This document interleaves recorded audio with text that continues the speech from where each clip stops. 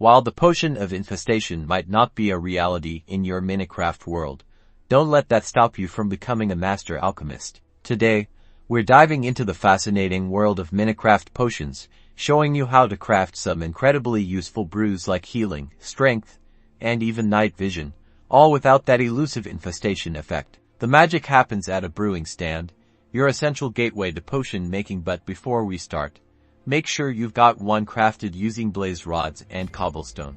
First, we need our base water bottles. Fill some glass bottles with water from any water source. Then place them in the 3 slots at the bottom of your brewing stand. Next, you'll need fuel. Drop some blaze powder into the fuel slot on the left. This powers the brewing process, so keep it stocked. Now, for the foundational ingredient of almost all potions, Nether Wart. Place this in the top ingredient slot. This will transform your water bottles into awkward potions, the building blocks for everything else. Remember, Nether Wart can be found growing on soul sand in the Nether, so happy hunting.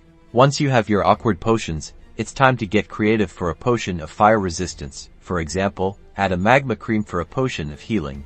Use a glistering melon slice.